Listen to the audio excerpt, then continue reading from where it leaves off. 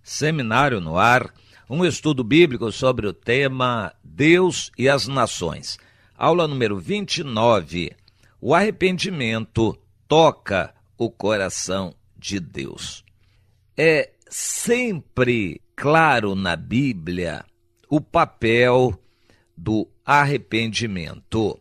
Deus é grande, é poderoso, Criador dos céus e da terra, sustentador, mas também ele pode destruir tudo no abrir e fechar de olhos. Deus pode fazer muita coisa, mas ele deu ao homem o livre-arbítrio. Criado à sua imagem e semelhança, o homem é dotado de uma capacidade de concordar com Deus ou não, de discordar. O homem, o ser humano, é dotado de uma capacidade de dizer sim para Deus ou não. Isto é, Deus responsabiliza o homem, portanto, em consequência da sua decisão. O ser humano deve entender a situação e se voltar para Deus. Quando não age, se omite ou intencionalmente se desvia, o homem está tomando rumos que não agradam a Deus. A Bíblia chama isso de caminhos do pecado. O homem se afasta de Deus pelo caminho do pecado. Deus não castiga imediatamente por causa da sua misericórdia. Ele sabe que o homem foi premido, pressionado por uma situação, mas Deus quer clarear essa situação para que o homem possa se voltar. Errar é humano, mas o voltar do erro é necessário para continuar tendo a bênção de Deus. No entanto, se a pessoa for esclarecida a respeito dos seus caminhos, é necessário que alguém fale de onde a pessoa está, alertando para a situação em que ela se encontra. É necessário que alguém fale para o outro que está no erro. Alguém está no erro, alguém tem que falar para ela a respeito do seu erro. Há necessidade de uma voz que leve uma palavra de Deus, uma palavra de alerta para aquela pessoa no erro, ou para aquele grupo de pessoas no erro, ou para uma nação inteira no erro, para que se voltem para Deus. Nós temos este exemplo na Bíblia, o de Jonas com o grande império assírio, que tinha sua capital em Nínive. A grande cidade de Nínive tinha para com Deus uma atitude muito pecaminosa. Eles tinham uma ideia de quem era Deus, muito rala, muito remota. Deus dá a entender no livro de Jonas que os ninivitas, os assírios, não eram bem esclarecidos a respeito da verdade.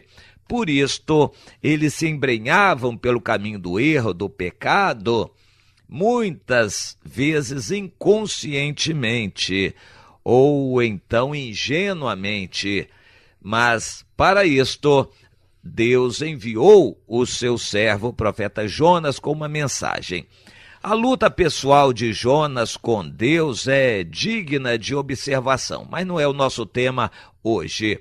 Nós queremos enfatizar o seguinte: uma cidade que representava a nação inteira, porque era a sua capital e era onde morava o seu rei, estava totalmente imersa no pecado. Uma nação no pecado, quando ouviu a palavra de Deus, se arrependeu. Houve um arrependimento nacional, houve um quebrantamento, houve um reconhecimento da justiça de Deus, da verdade e da situação de pecado vigente naquela ocasião. Isto levou os ninivitas a uma atitude de arrependimento. Sentiram uma profunda tristeza por causa do pecado que eles haviam cometido até então, e um desejo de mudar, um desejo de pureza, um desejo de não mais fazer aquelas coisas. Isto é, a essência do arrependimento, e a Bíblia nos ensina que sempre o arrependimento toca o coração de Deus.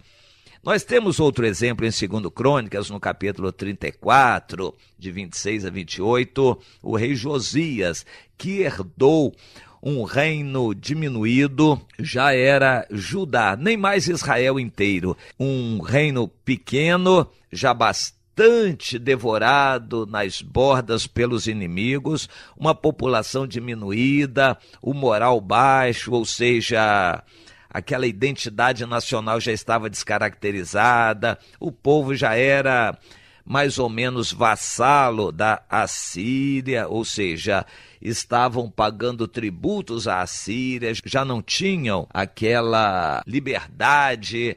Era um povo muito destituído de coragem para lutar, era um povo que estava destinado ao fracasso.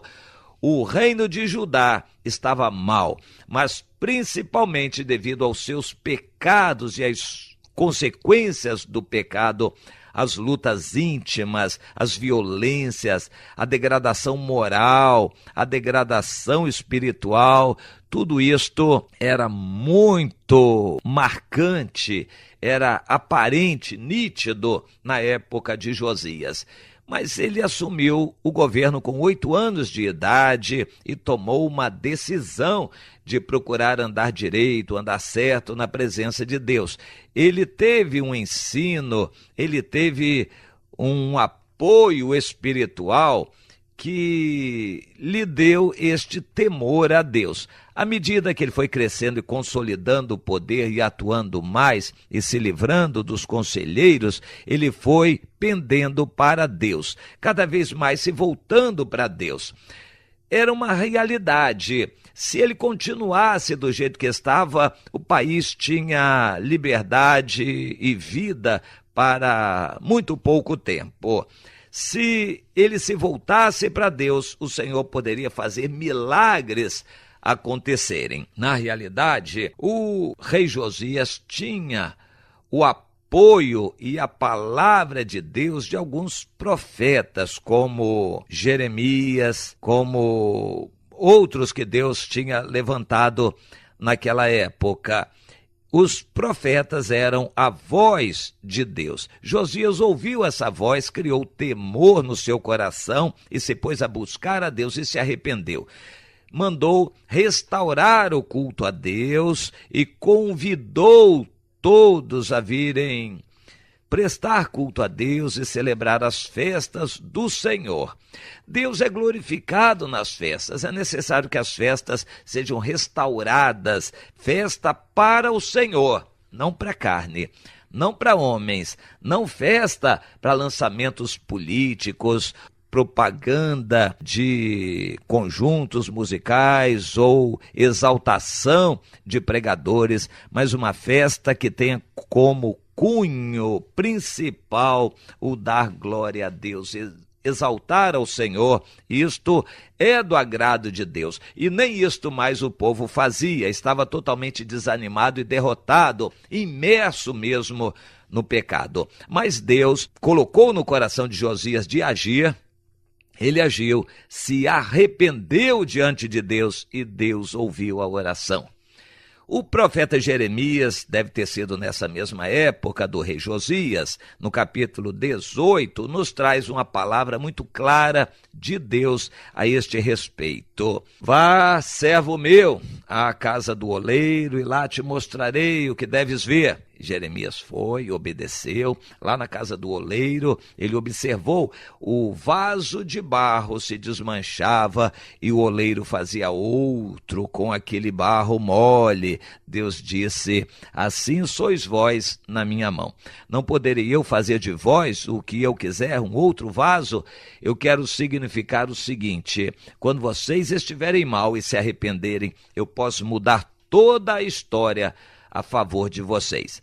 Mas se vocês estiverem bem e se embrenharem pelo caminho do pecado, então eu posso mudar tudo e fazer vocês irem para o fracasso. Eu digo agora, arrependam-se, voltem-se para mim e eu atuarei em favor de vocês. Foi uma palavra muito clara, exortando o povo ao arrependimento, a começar dos governantes. Outro exemplo muito bonito que nós temos das Escrituras Sagradas é quando, na época de Jefité, está relatado em Juízes, no capítulo 10, o povo começou a gostar das idolatrias dos povos vizinhos e começou a praticar esta idolatria dentro do seu território, dentro das suas casas, e adotaram todos os deuses e ídolos de todas as nações vizinhas.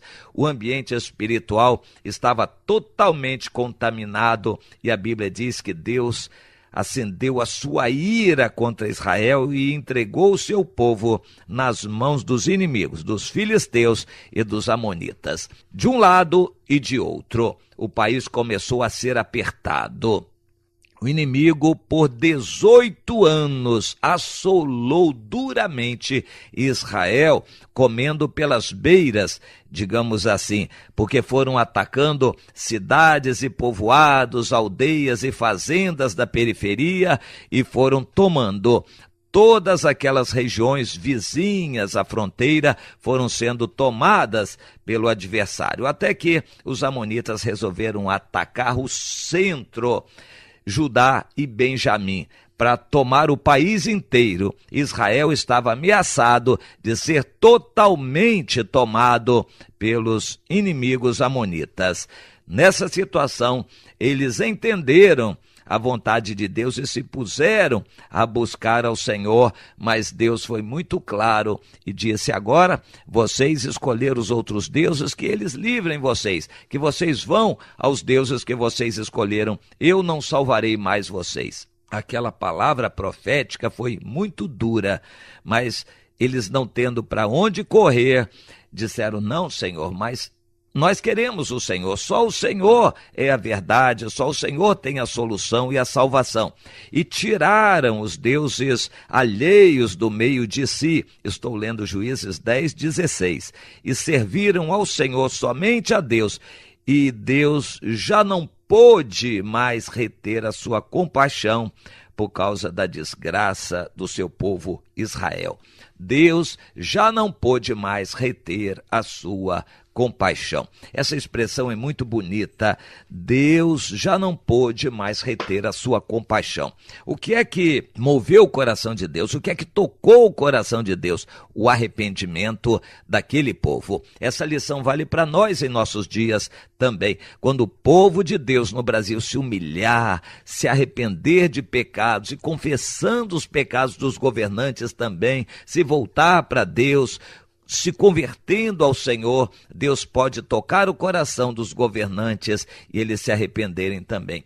Mas quando os governantes acham que está tudo bem, o país está nadando em dinheiro, o progresso, o crescimento, as coisas no Brasil são maravilhosas, os governantes estão muito longe de se arrependerem e se voltarem para Deus. O que é que está faltando? Será que está faltando a dor e a calamidade? Deus enviar a dor sobre o país? Será que está faltando o povo de Deus orar e se humilhar, se colocar na brecha a favor da nação? O fato é, sem arrependimento, Deus não vai agir em favor da nação. É necessário que haja um arrependimento do povo de Deus na nação, para que os governantes também se arrependam e se voltem para Deus. Os governantes não se voltarão para Deus se o povo de Deus não fizer isto também, não se arrepender de pecados e se converter a Deus. Se o povo de Deus fizer isso, os governantes também poderão fazer e Deus então agirá.